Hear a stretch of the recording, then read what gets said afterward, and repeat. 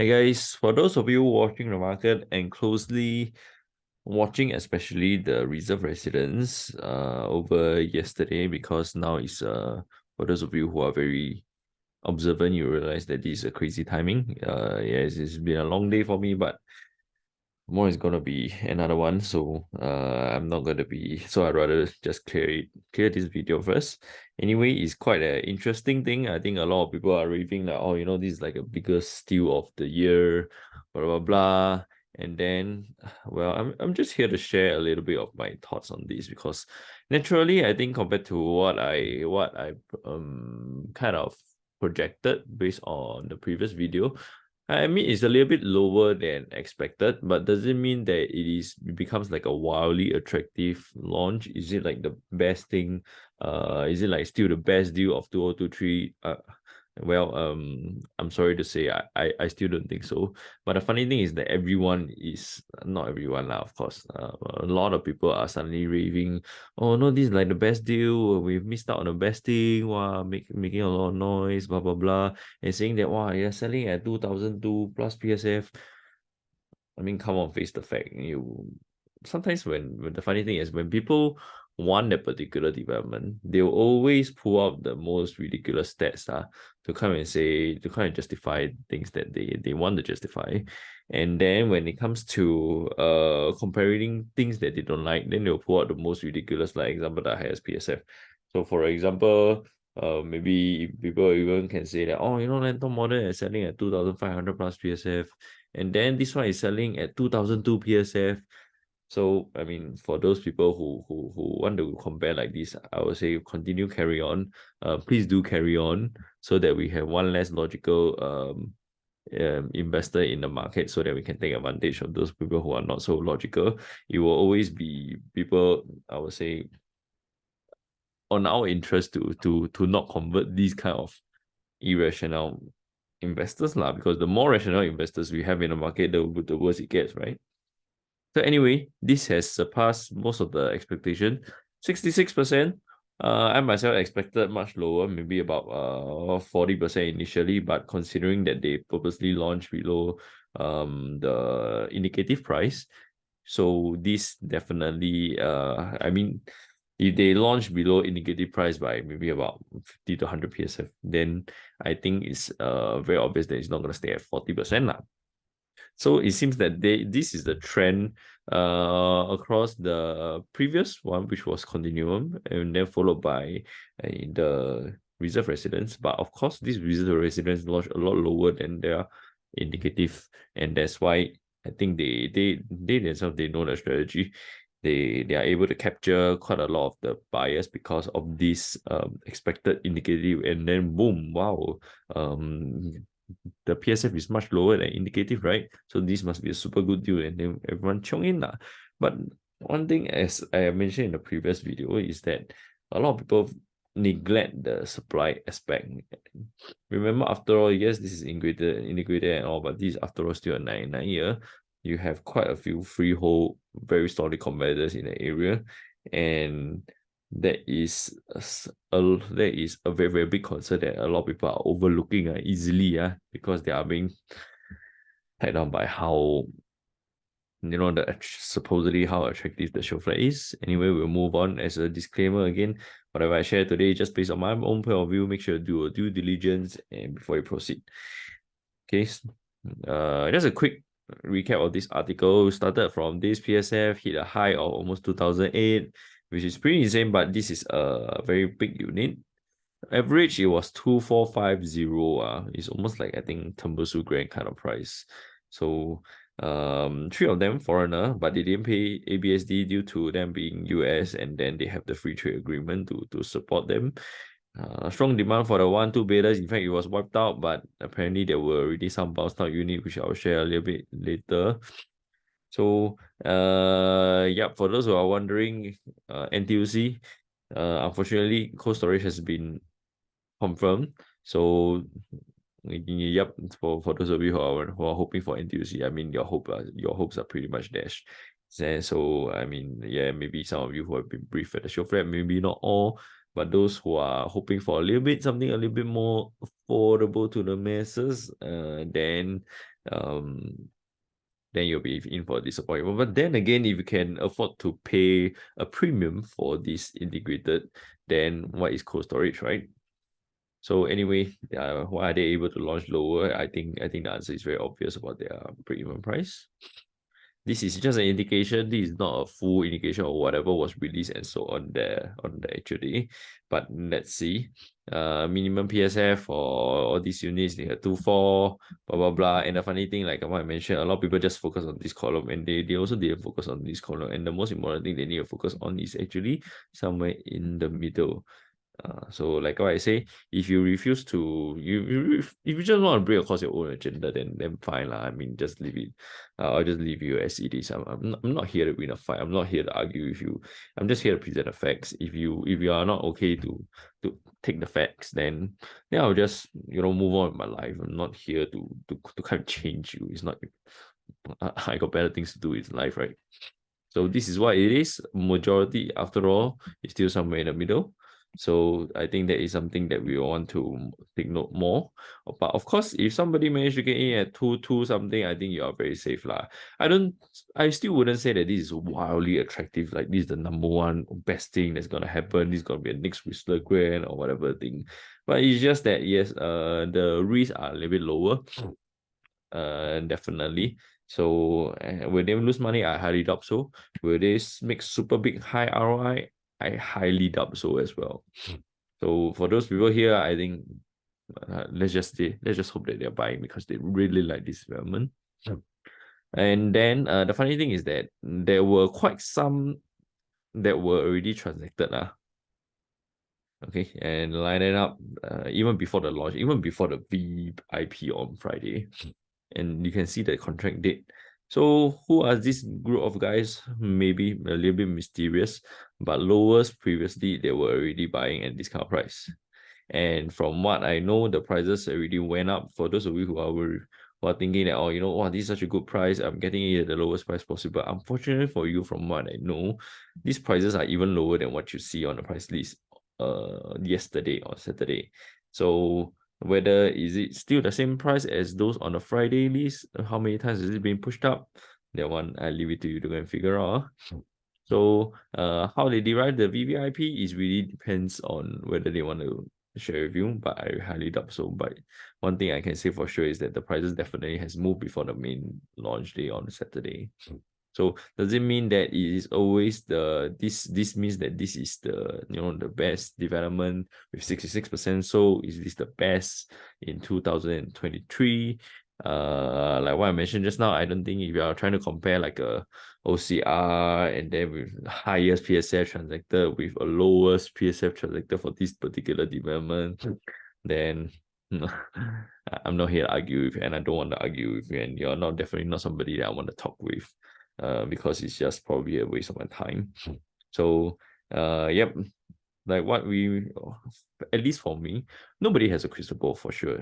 I don't think I want to keep repeating that, but I personally feel that history is the best teacher. So we always try to go for things that have consistently proven that it has been working.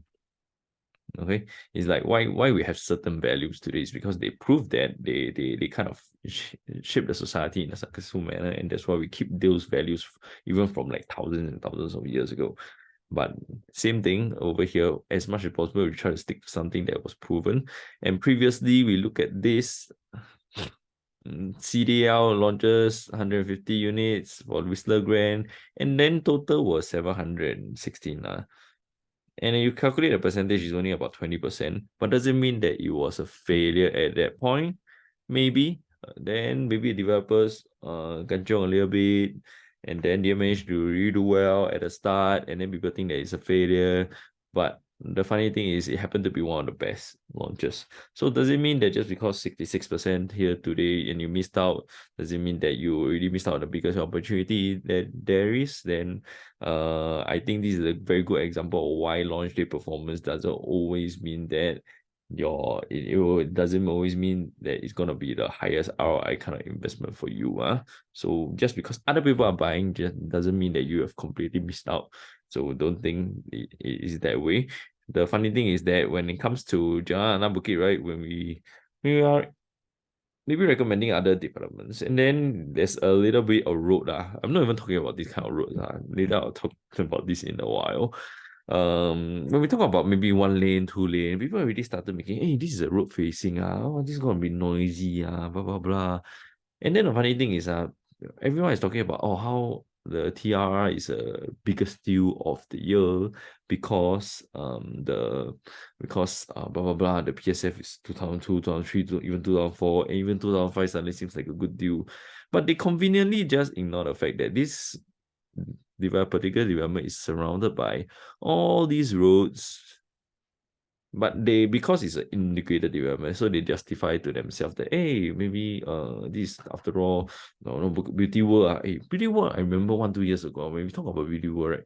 People are such a sleazy place, not so convenient, very old place, blah blah blah. But now suddenly it has transformed into like, wow, the much of the next CCR. Everyone was talking about it like, oh, such a good location, blah blah blah. Such a good location, got more, got this, got that, got that, everything. Then the facing, they're talking like, wow, this particular development has everything. So it's a little bit of like, oh, okay, I want to hear what I want to hear. Whatever I don't want to hear, I don't want to hear. So I leave it to you. I think if you are not full time researching into properties, and you still want to have that kind of thinking that, oh, you know everything. Even for myself, I really don't feel like I know everything. At least from what I know, I still feel like I knew quite a bit about the market. But most people would think that they know everything about the market. Oh yeah, this must be this, and then I compare with this and that, and then that's why it really doesn't make sense to buy this one, then that one. Okay, fine. So anyway, when we move back to this road facing, the funny thing, like what I mentioned just now, is that people tend to have very double standards when when it comes to a particular development that they like for whatever reason. Suddenly, all this road facing becomes very negligible. And let's take a look at how big these roads, how major these roads are. So with a courtesy of Google Maps, I managed to have a little bit of screenshot. Jalan Anak Bukit easily just one direction. There are 4 lanes. So remember just now I mentioned there are certain developments with only 1 lane. And then people are making such a big hoo-ha. Oh, this is a road facing. It's gonna be noisy. It's gonna be jammed. Blah blah blah. This one got 4 in 1 lah. You haven't even talked about the other side for Jalan Anak Bukit. So imagine the amount of noise over here. So does it mean just because it's reserved residence, so the noise factor, the road facing thing doesn't apply when it comes to the PSF? So for those who are a little bit more woke and not delusional, you see what I'm trying to say here. It seems like there's a very obvious double standard of how people tend to view the facings when it comes to developments they have been looking forward to. Jalan Jurong Kecil, this one is a 3-lane road. The other side, if I didn't calculate wrongly, this one is actually a 5-lane road. So macam 8 lanes in front of you. How peaceful can it be? Then this one also same thing, 3 and then 5 on the other side for Upper Bukit Timah Road on this side. And then this side is the best. Okay, with all your PIE, definitely when it comes to expressway, it will give you absolute peace and tranquility. You feel like you're one in with the nature. So yeah, this is the best facing lah. This is the best facing for those of you who didn't get it. So I'm not gonna talk about how best this facing is for those of you who are not so delusional, you're a little bit more woke, then I hope you understand what I mean. Two, three, four. All these major route facing. Wow, it's suddenly the best deal of the decade, huh? I'm sorry, but this is a little bit I'm trying to scratch my head to come to senses of this double standard thing that I really just don't understand. I'm sorry. Okay, so like what I mentioned, there's already some bulk out units. So those of you who are still insisted on buying this. I'm not sure whether they will move the price. No, not from what I know that the prices hasn't been out yet, at least at this point, or I don't have the data. Anyway, I'm not exactly interested to buy this one. So you may want to approach somebody one that will strongly recommend you this development. So as for the rest who are, we missed out this one, so I'm gonna wait for the next one. Like what I mentioned before, you need to know what are you waiting for. Are you waiting for your typical good location with freehold, MRT, mall, and everything? An example, wow, 900 plus PSF because you feel the market is crashing. And then developers must sell all because they got deadline. Okay, I think let us reiterate again. Typically, they have a 5-year timeline from the day that the land was sold. Other than those that were already bought, the land already bought either on block or GLS before COVID. But after COVID, they tend to have the normal 5-year timeline. And usually they take 1 year to plan. That means they got 4 years to sell. They got all these years to go and build and sell lah. And does it mean that as long as they don't do well within the first launch month, they must have a discount? Okay, so that is a big question mark. And if there is going to be a discount, what will be the factors that is likely to lead to a discount? So if that site doesn't have much competition, is it going to have a discount versus some place that has a lot of competition? Which one is more likely to have a discount? And so are they on a type timeline or not? Is it just month they must self-finish? Must they be like Amo residences where they have to clear 90+% in just a span of 1 week or even lesser? Most are not. And in fact, I would say the lesser they sell at launch, most of the time it tends to be better for the buyers. So the more that they sell, the less that the chances of the price being able to be staged up. So actually, I really don't know why, for those of you who are chonging in for this kind of SOA developments, have fun.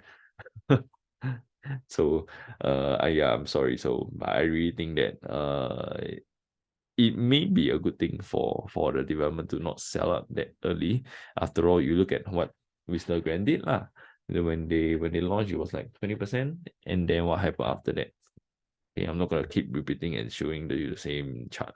So for those waiting, you need to know. Sometimes when people ask me, hey, what about this one? What about that one? What about this one? How you know this one will launch that one? Because it's so expensive. How you think it's so expensive? I think it's going to be launched cheaper. Come on, we have quite some data. Here you can see over here. Grand Diamond is going to be launched. Who knows? I mean, I can tell you maybe 2.4. I can tell you maybe 2.3. I can tell you 2.5. But does it matter? At the end of the day, indicative comes out maybe 2.4, 2.5, and maybe if they do a Far East trick, they drop down to 2.3. But you think about it, how many will be 2.3 and what kind of facing will be 2.3, and how high is the 2.3? How many stories is it gonna be? And even being this kind of price, how much must they sell on average? Are you able to tank this PSF? And if you are able to tank that PSF today, what makes you think that you're gonna exit? Maybe example, who you suddenly for Grand Diamond, or the typical MRT thing, integrator, blah blah blah. In the first place, I really don't even think this indicator. So in assuming that they sell at 2005, are you gonna exit at 3,000 in what, 3 years? How confident are you gonna be? Same goes for this. The funny thing is quite a lot of people asking me, hey, the former JCube, which is what some people call it Jaden. I don't even know whether is it official likely. Maybe the name is called Jaden. JCube, Jaden, whichever it is. They say that it's gonna be launched, maybe cheap. I'm gonna wait for it. I hope you are buying because you really like staying in the central of Jurong East. Because if not, then even for Lake Garden Residences, which is the lakeside apartment previously, that was sold around this time last year, almost exactly 1 year ago, just over 1 year ago. Break-even is already this price. So how much must they sell in order to hit that kind of profit margin that they want? Maybe 2.2, maybe 2.3. And then if they sell 2.2, 2.3, how much do you think Central Jurong East is going to be selling? This one, you can take a look at the map. How far is it from the MRT? And if it's going to be selling 2.2, 2.3, then will this one being right beside MRT is going to be selling at the same price? So go and figure out. It's not there. Sometimes it's not that we want the. I don't know. Maybe other agents are just trying to like hold appetite, treat you, hook you, whatever it is. I can't be bothered with that kind of nonsense. If you come to me, if you need help, if you need some facts, I don't mind sharing some. Don't expect me to be your 24-hour encyclopedia, but I can share with you certain things. If I tell you it's likely going to be launched at this price, then it's likely going to be usually launched at this price for a reason. Okay, for Far East, yes, I mean it's a little bit off, maybe about 100 PSM off from what I expected. But because if you look at their break-even price, they got a lot of margin to play with. But these guys, do they have a lot of margin to play with? Are you willing to pay for that kind of PSF? So upcoming Pine Grove, Pine Tree Hill, or whichever Pine Hill Tree, Pine Tree Hill, I don't know lah. So yeah, likely going to be Pine Tree Hill. Break even is already this price. How much are they gonna launch? And will people are able to are people actually able to take it? Those who love Henry Park will love to take it. So yeah, there every location will have its fair share audience lah. You're telling me that Jurong, I tell you first, I personally won't go and stay at Jurong. But do I mind buying Jurong as an investment if the price is right? For sure. Do I have to stay there? No, I don't. I can just always rent it out because I really don't see myself staying there. But do I have clients staying there? Yes. Do they enjoy Jurong? Yes. Do their life revolve around Jurong? Yes. So is it wrong for them to buy Jurong? No. But to me, it just doesn't make sense for me to stay there unless I really, really love the location. Okay. But if the price is right, I will still buy that. Because eventually I know some guy will always take it off from me at a good price, provided I even get it in the first place lah. Okay, so even for Pasir Ris, also some people call it Busantam, but is there a Pasir Ris crowd? Yes. Is there a Bukit Batok crowd? Yes. Everywhere there is. So it is not fair for you just because you stay in the northeast or east, and then you feel that the west is less atas.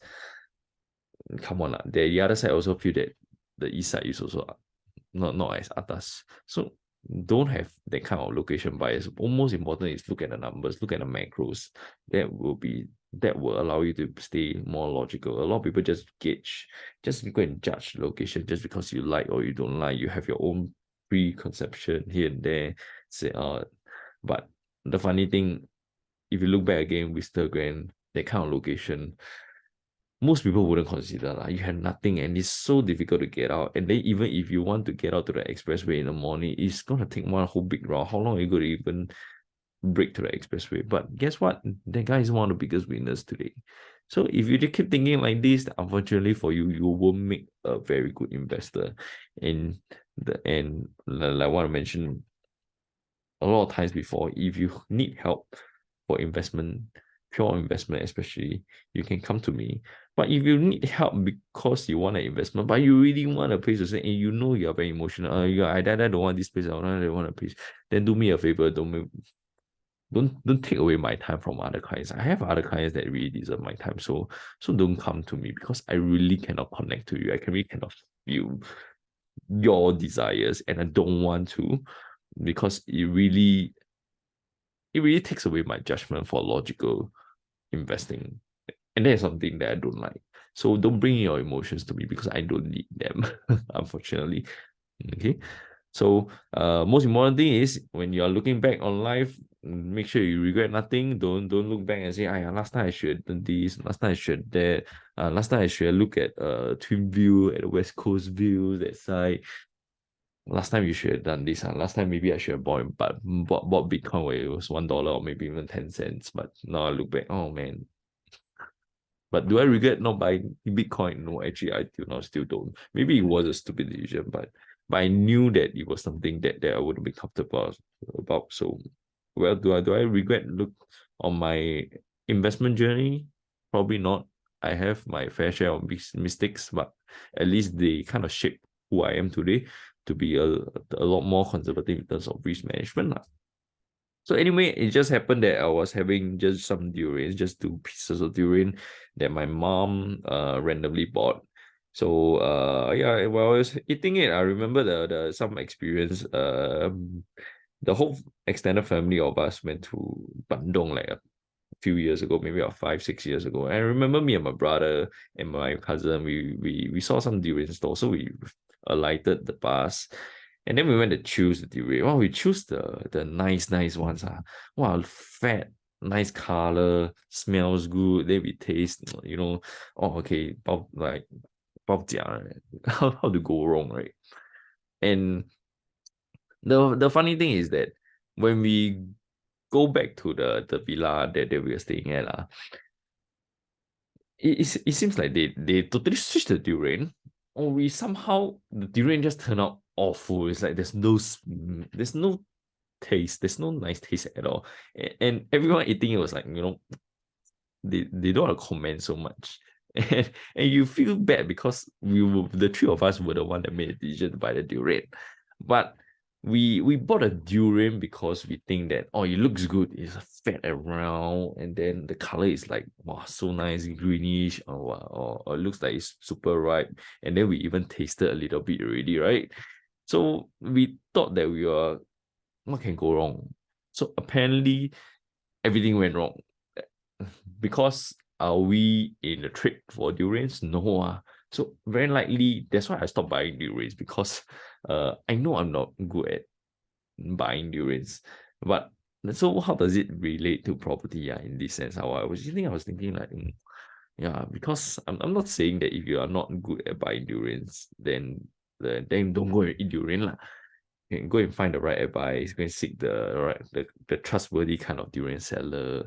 And then if you want to make sure it tastes the right one already, make sure they don't switch the durian. You eat the same exact durian. Certain things like that can help you pop a little bit lah.